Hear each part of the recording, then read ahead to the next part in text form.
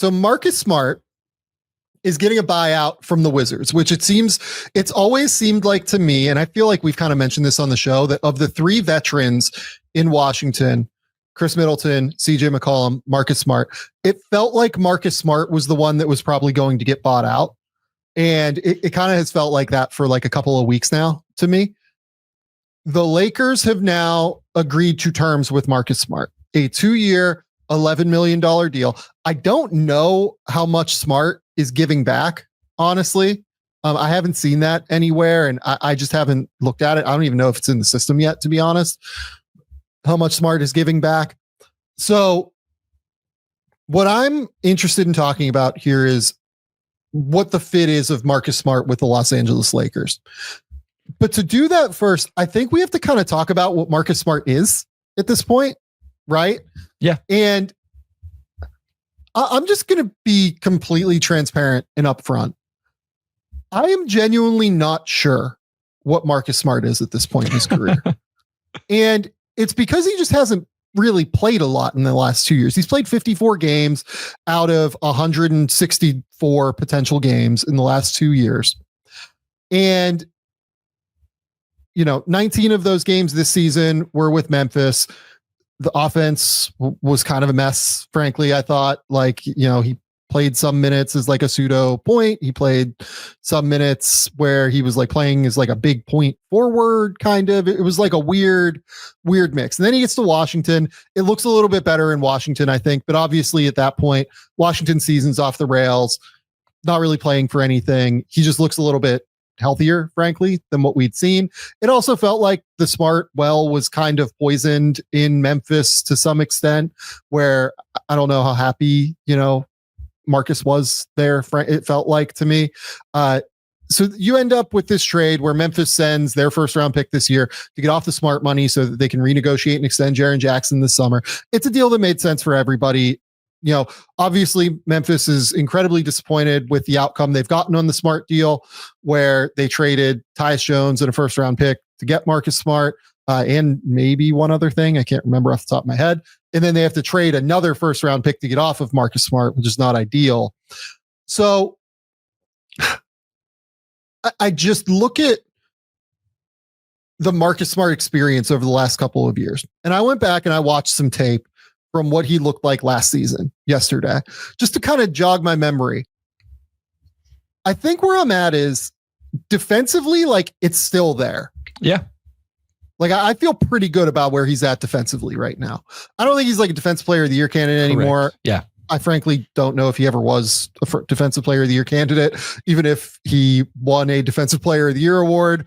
I've always been of the opinion that Rob Williams was the better defender on that team, but that's a digression that we don't really need to get into here or there. But look, he has 3 top 10s in defensive player of the year. Obviously he's made first team all defense 3 times. I do think I would say he's like a top 25 defender in the NBA is what I felt like. I don't know if he deals with like the super, super quick guys at like a high level, but he's so strong and physical, and he does have like enough quickness still to where he is switchable on that end. I think that defensively, what made him so good is like still probably like 90% there is what I would argue. What did you think about watching some Marcus Smart? Yeah, I think we can kind of get this point out of the way, because I think the other end of the floor is the bigger conversation with what Marcus Smart brings the Lakers. I think I'm in line with you. The first point I wanted to make is I don't think we're going to be talking about Marcus Smart all defensive team after this next season, right? I don't think he's in that caliber. He's probably not going to play the minutes anyway, but for a team that needed defensive impact, I think he will provide that. When you look at this Lakers team, I'm higher on Jake LaRavia's defense, I think, maybe than most. I have a video breakdown out there that you can check out on my Substack. Actually, it's over on Lakers Nation. Our good friend Trevor Lane actually posted it over there very kindly, so I appreciate that from him. I think between LaRavia and Smart, you get more physical on the defensive end. You can guard bigger wings and stuff like that. You make up a great point. I don't know that either of those guys is ideal for the quick, twitchy perimeter guards. So that matchup will be interesting in terms of who takes that, but he makes the Lakers better defensively. I don't disagree or have any qualms with that whatsoever. And just to be clear, this is like something the Lakers very desperately need. Correct. Like they absolutely unequivocally needed somebody who could come in and be like a genuine defender, like a real point of attack defender, a switchable defender who can take on tough assignments. And I think he can take on tough assignments is where I'm at. Like I feel pretty good about him being physical enough to body up against some of the stronger wings. Look, again, the quicker guys, we'll see. He's probably going to have to take those assignments at the end of the day, unless they keep Gabe Vincent. And Vincent, I think, can handle some of those here and there.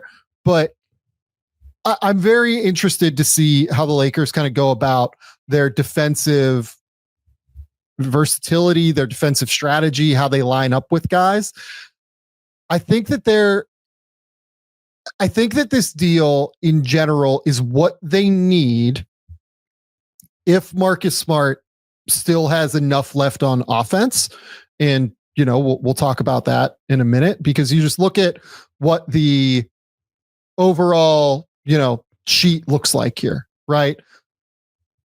You've got Marcus Smart is like a pending transaction. We'll talk about the kind of order of operations there that have to happen. Austin Reeves, I think, is much better when he has to guard, you know, guys lower on the totem pole. He knows where he's supposed to be defensively. He's a conscientious defender. It's just that there are limitations at the end of the day, right? Yep. Gabe Vincent, I think, is like okay at the point of attack. He is not like a monster defender, though, by any stretch. Just at this point, being, you know, going to turn 29 or 30, right? Like he's not quite as aggressive as what he was previously. I really like Laravia. I agree with you. I think he's a good defender. He's strong. He's physical. He's tough. Jared Vanderbilt's the other name here that is like a real defender that they were missing for a large portion of the year. He is very similar to Smart in a lot of ways on the defensive end, just bigger and elongated, right? I've always liked Vanderbilt best defensively, kind of at the point of attack, weirdly, where like he just kind of is long and bothers the shit out of people. Like I can't remember if it was Utah or it was Minnesota. I think it might have been Minnesota would like use him. In fact, I remember it was Minnesota would like use him almost at like the point of like a press, almost like a 3/4 court press, and like really frustrate opponents with his length. I think that there is some of that they can do that could be like really, really fun. I think Utah actually did do a little bit of this, if I remember correctly. So there are different ways that I think that the Lakers can now get by at the point of attack defensively. Where are you in terms of Marcus Smart's offense right now? Because that's where I'm quite worried. Yeah, I'm concerned. I think we're going to end up in lockstep on this in terms of those concerns, in terms of can he knock down open catch and shoot threes? He shot really good from the corner in a very small sample size last season with the Wizards specifically. He's not going to shoot that. I think it was like 57% or something. But if he shoots well from the corners, that's great. I think those are my two concerns, Sam. Here are my two concerns. That is the first one. Can he knock down open catch and shoot opportunities? Because if he's on the floor with Luka, Austin Reeves, LeBron James, DeAndre Ayton, you are the fifth option, and you are probably the guy that people are going to choose not to guard if they're going to have to choose somebody not to guard. So you're going to get a lot of those. And then the other aspect, as I went back and did similar to you, kind of went through my notes and stuff, is like, I literally have notes. How much of a negative is he offensively at this point? Question mark. Does he shoot you out of games? Question mark. Like there are just some things there that make me, and you like brought up the on ball stuff. The thing is, this is a team that's the one thing they don't need. They have three guys that can handle all of that they need. So to me, he almost needs to be willing to accept and figure out and thrive in a completely off the ball offensive role. And I do have concerns about the acceptance of that role and the ability to execute that role because it requires catch and shoot ability. over the last 2 years, Marcus Smart in each year has taken about 105 to 110 catch and shoot threes and made them at between a 33 and 34% clip in both seasons, which is just not really strong enough, honestly, to get guarded consistently out there. And I agree with you. Like, part of what I liked about the Marcus Smart addition for Memphis in theory when they went out and did it is that we know that Memphis, because of the Ja Morant injury history and availability history, let's go with, they do need a strong backup point guard. Yeah. And Marcus had that ability to play on the ball in a way that was really creative and fun. Like, he is a 2-to-1 assist to turnover guy.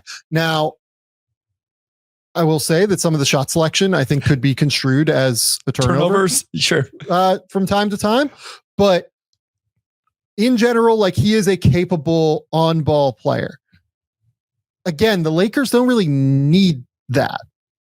And it is going to be critical for him to shoot. Now, the question is, like, can he be a Alex Caruso-y connector? I'm sure that that's the exact role and vision that Lakers fans have with Marcus Smart, right? And I think it's probably the right vision, honestly. When Caruso was on their title team, he was a great connector, would move the ball incredibly quickly, would knock down catch and shoot threes, even though he didn't take a ton of them when he was available. Marcus will take them. Like, that is one thing, like, whatever about the shooting, right? Like, he'll hit 33 to 35% of his threes in all likelihood off the catch, but he's definitely going to take them. And I do think that like results in the regular season, at least, in opponents guarding him. In the playoffs, I think he's going to have to prove it a little bit more. I think that teams will make him be the guy that's open at the end of the day, especially when he's on the court with Luka, Austin Reeves, and LeBron James, right? And then if it's Ayton, if it's a smaller player, who knows? I like the idea of them being able to play Luka, Marcus Smart, and Austin Reeves in the backcourt together.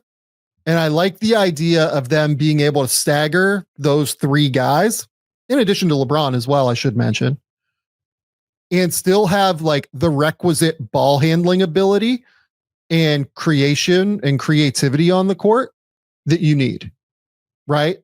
Yeah. Like, that is now not really a flaw. And in fact, you know, again, we'll talk about what they have to do here coming up to make this signing actually work at the number that they are purportedly signing him to. Someone is probably going to have to move, be it Jordan Goodwin, be it, maybe a trade with Gabe Vincent. Who the hell knows? We'll see what happens. I'm very interested to see how they go about constructing lineups. I don't love playing Marcus Smart and Jared Vanderbilt together. I know that's one thing that some Lakers fans have brought up here and there as, like, okay, let's go 5 out, super switchable, Vanderbilt can be the rim runner who can also short roll and make some decisions here and there occasionally. Great rebounder, everything like that. LeBron's obviously big enough to deal with, fours at the very least defensively, can probably take on certain matchups at the 5. You don't want him taking on, like, the biggest bullies on the block necessarily, but there are situations where, especially in the end of game scenarios where they're tight, last 5 minutes, maybe he could scale down to the 5 here and there.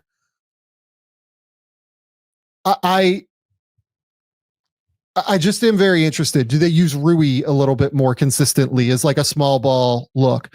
Obviously they have Ayton now. Like, what does Ayton and Marcus Smart look like on the court together is, like, really interesting, because Ayton does have that touch from the mid range, but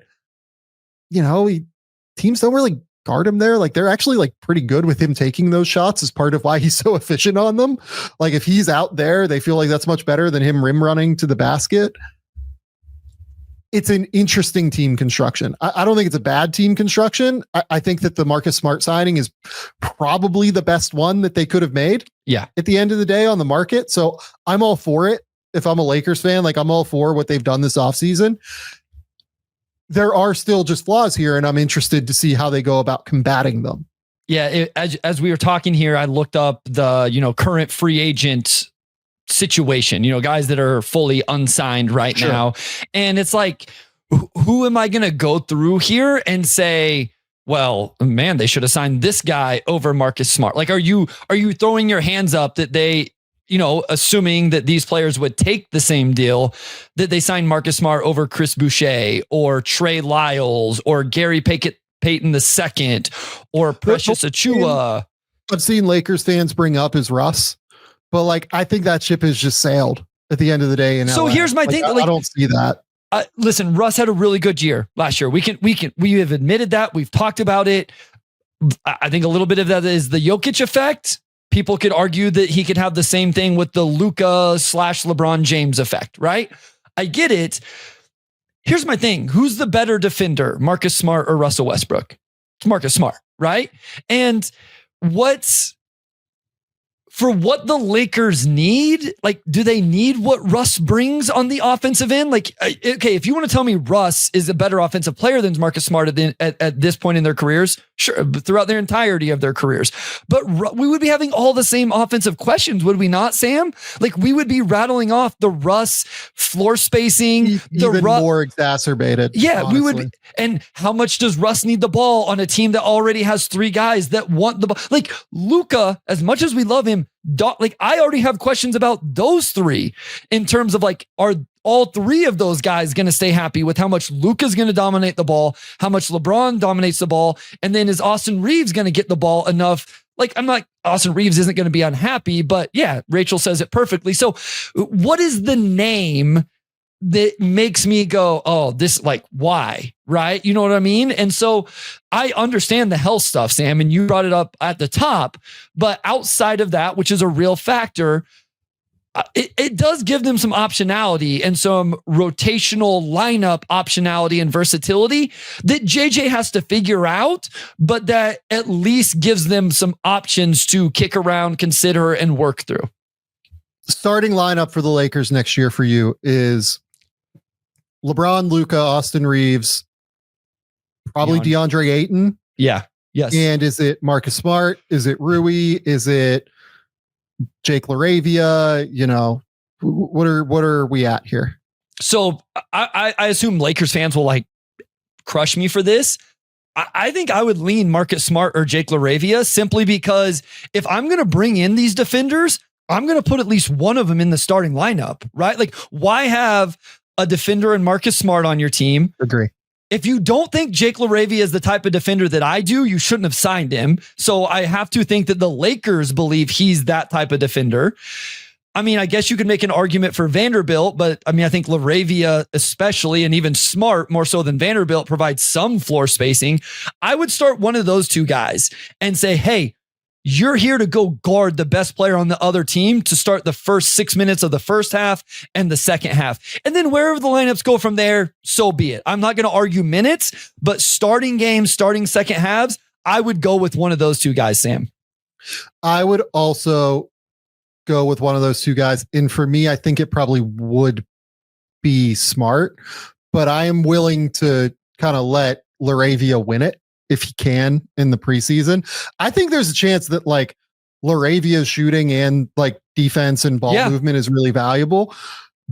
But I'll be honest, like, I kind of love the idea of having LaRavia in the moments where LeBron is out. Sure. To get the additional passing on the court from the front court. Yeah. That I think that they're probably going to need, frankly, with Ayton, with Jackson Hayes back, with like all of the guys that they have in that front court, Maxi Kleber as well. I think that honestly, like, having LaRavia as, like, the non-LeBron minutes will be important for them. You know what?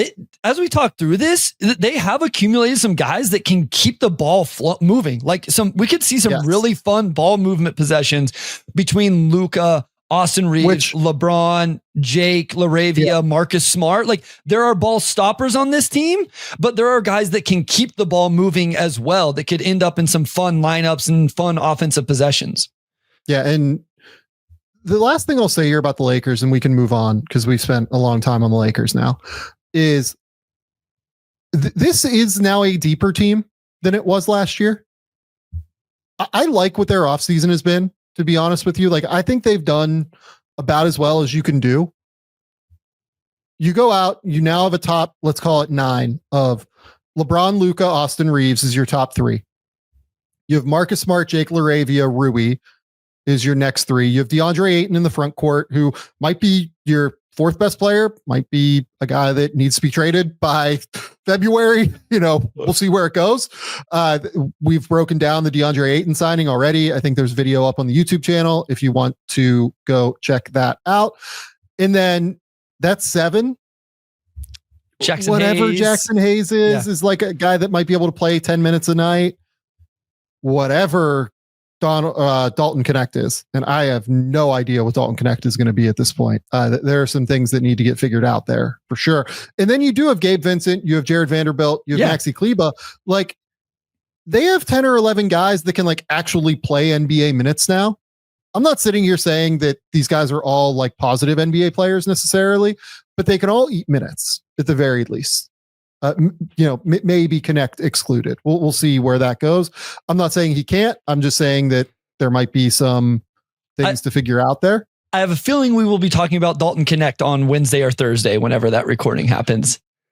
We will be. I have some worries on Dalton, unfortunately. And look, like, it might just be a change of scenery after trading him. You know what I mean? Like, they tried to trade him in February. It might not be super sweet there for him.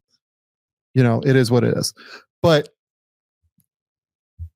when healthy, the Lakers have a guy that I consider a top 5 guy in the league in Luka.